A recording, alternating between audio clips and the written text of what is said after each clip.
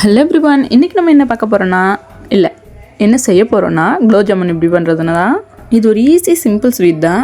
இதில் உள்ள main concept என்னென்னா வீடியோ ஃபுல்லாக பாருங்கள் சொல்கிறேன். பாக்கெட்டை பிரித்து கொட்டி இது மாதிரி லைட்டாக கட்டி இல்லாமல் கிளறிக்கோங்க. கிளறி முடிச்சோன்னே கொஞ்சம் கொஞ்சமாக தண்ணி சேர்த்து நல்லா பரோட்டா மாவு மாதிரி அடித்து பிசையாமல் கொஞ்சம் சாஃப்டாக பிசைஞ்சிக்கோங்க.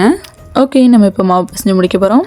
மாவு இந்த மாதிரி கையில் ஒற்றை பதத்தில் இருக்கணும். இது ஒரு முக்கியமான பாயிண்ட்டு குலோப் ஜாமுன் கிராக் இல்லாமல் வரதுக்கு. ஓகே, இப்போ மாவு ரெடி. இது ஒரு சைடு இருக்கட்டும். ஓகே, நம்ம இப்போ சக்கரை பாக்கு ரெடி பண்ணிடலாம்.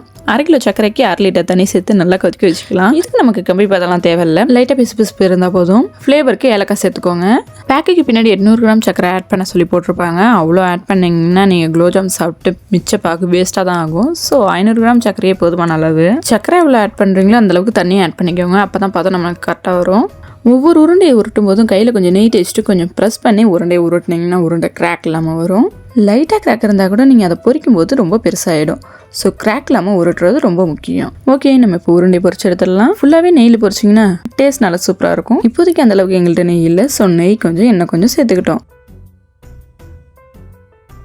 பொரிக்கும்போது ஸ்டவ்வை மீடியம் ஃப்ளேமில் வச்சுக்கோங்க.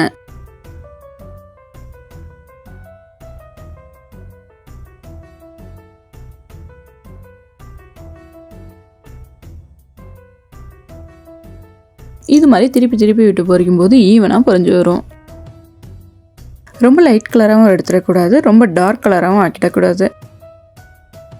இந்த கலர் வரும்போது நீங்கள் எடுத்தீங்கன்னா குலோப் ஜாமுன் உங்களுக்கு ரொம்ப டேஸ்ட்டாக இருக்கும்.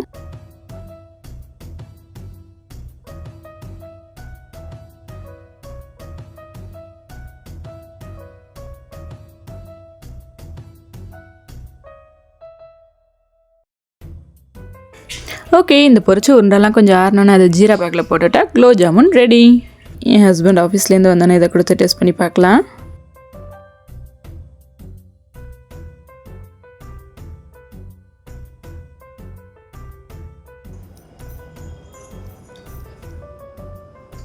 இது என்னது குலோப் ஜாமுன் எப்போ பண்ணியா?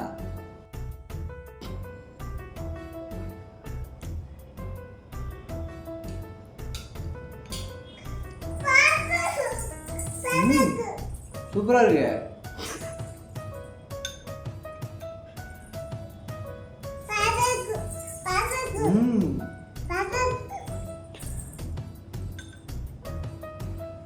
ஓகே, சக்ஸஸ் ரிசல்ட்டை நீங்களே பார்த்துருப்பீங்க. குலோப் ஜாமுன் ரொம்ப கிராக் இல்லாமல் ரொம்பவே சாஃப்டாக வந்திருக்கு. இது மாதிரி நீங்களும் உங்கள் வீட்டில் ட்ரை பண்ணி பார்த்துட்டு உங்களோட ரிசல்ட்டை கமெண்ட்டில் சொல்லுங்கள்.